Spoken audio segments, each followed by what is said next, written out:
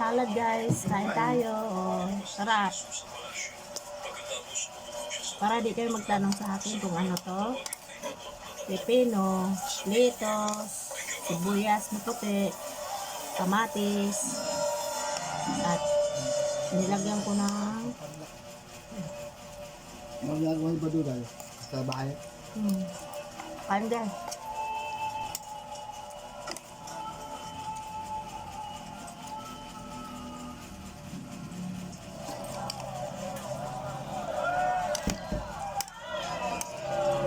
Lettuce guys, galing ng Baguio, fresh na fresh. May pepino. Oh, sarap eh. Pang diet. Sinabi ni Pilatos, narito ang hari niyo. Kaya nagsigaw na patayin siya. Yung damit ko lang doon sa taas. Sa terrace. Ha?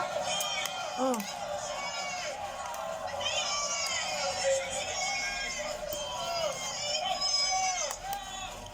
Sinabi ni Pilatos, ipapako ko ba sa krus ang hari niyo? sarap guys. Wala kaming ibang hari, kundi ang ipinagawa.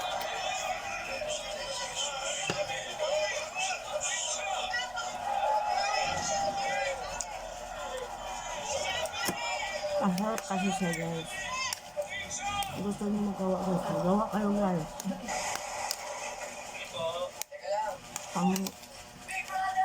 Pang diet.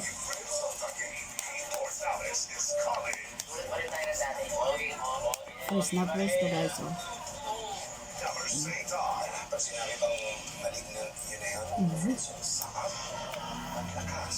Sarap. Sabihin naman natin kay Malik. Tingin mo mahalata niya. Family History Black Saturday, 9:30 p.m. Nasaan ang inyong bakala?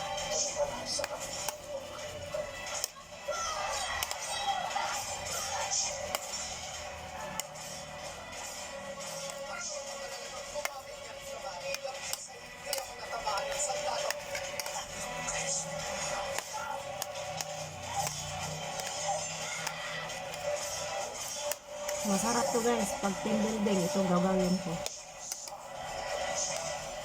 Siguro ganun Kakain ba kayo nito? tao masyado. Kaya magiging protective ka. Feel all the feels. Whatever it is, whatever it is. Yeah, you will always be my pal. There's more to come. Do you have your passport ready? Because I will be taking you to my work trips.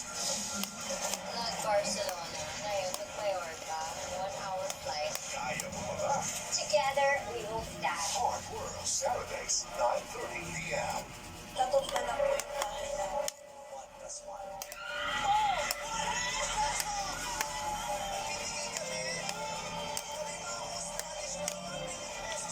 May paminta din to guys. May paminta. Nilagyan ko paminta. Mayonnaise. Ang buwan ng break. Gawin mo pagkakita ang madaling sabihin. Bukas, hindi ka nasisigatan ng araw. FBJ sa GMA, 3:15 p.m. Tinagoy ang Killer Highway na kinsaksi sa isang malagim na trahedya kung sinapit ng isang pamilya. Sakit sa balakang na pinagalaw sa paghihilot sa halip na gumaling. Hasta lumang lumala. Walang umay. Sa tagumpay ay di madali. Ang pagkakamali.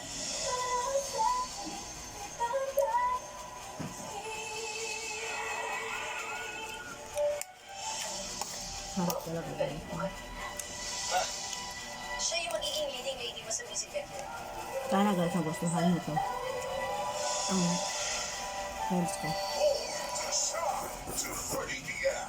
Kalupong taon ako naghintay! Nasaan ang hustisya? Makukuha na ba ang pangilang na hustisya? May itatanong ako sa'yo. Hindi ka ba nakukonsensya? Bakit mo siya pinatay? Hindi ako pumatay sa kanya. 11 p.m. Halad.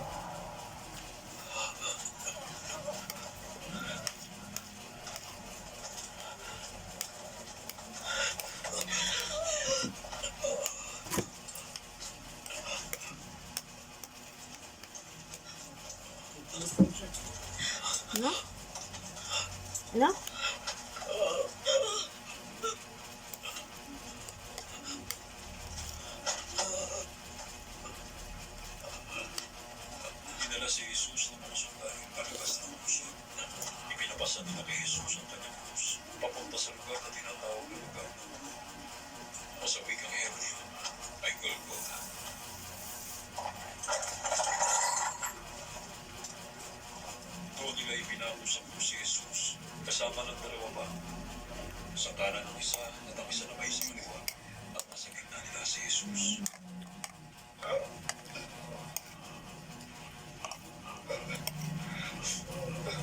Lapit na matapos guys. Oh. Tumawag. Pinalagyan ni Pilato ng karatos ang krus ni Jesus. At ganito ang nakasulat. Si Jesus na taga-Nazaret, ang hari ng mga Hudyo.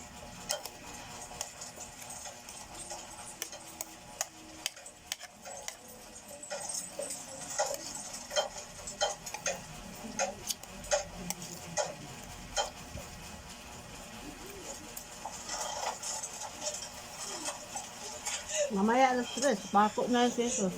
Nakasulat ito sa mga wikang Hebreo. Latin, Mamaya alas 3. Pako na yan siya. makabasa nito. Pako na siya sa cross. Lusog ng lugar kung saan ipilako sa krus si Jesus.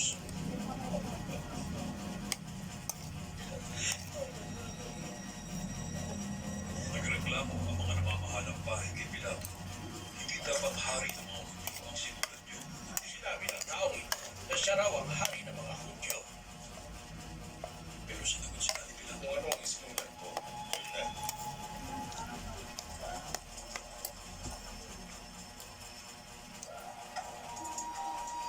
Na may pako na ng mga sundalo si Jesus, kinuha nila ang kanyang damit at hinati-hati sa akin.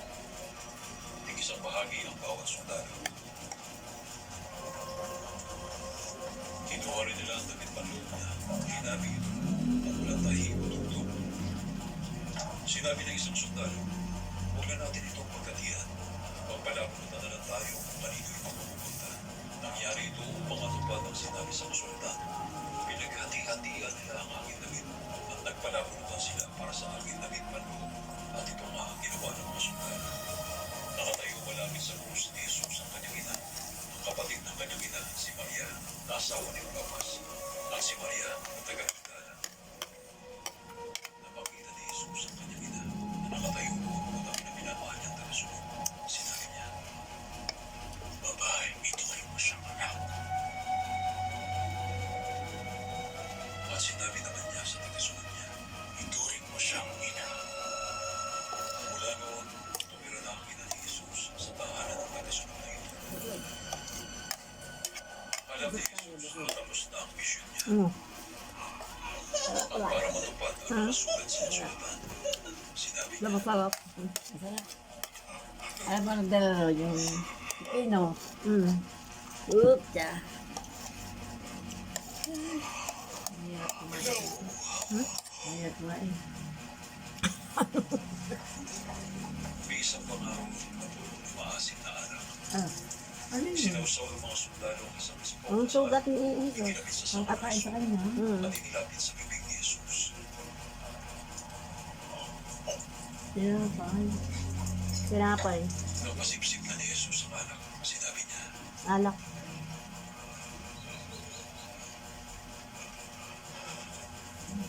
Ama. tapos Tapos na. iniyuko niya ang kanyang ulo at nalagot ang kanyang hininga.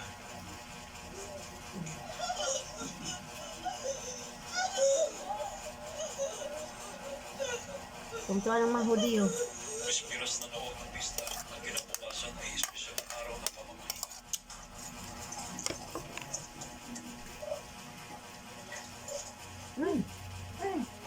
Dahil ayaw ng mga Hudyo na maiwan sa mga Ano yun? Hindi ba sinudas yun? Nasa kaliwa. Kay Pilato na bali ang mga Pilipino na nakapako upang madali silang mamatay at namaalis agad ang mga bangkay. Kaya ito Kurong. naman ang ginawa ng mga sundalo. Ginali nila ang mga binti ng dalawang kasama ni Jesus na ipinako. Pero pagdating nila kay Jesus, nakita nila patay na siya. Kaya hindi na nila binali ang mga binti niya. Sa halip, sinaksak ng sipat ng isa sa mga Tapos na. pagkabili ng Jesus.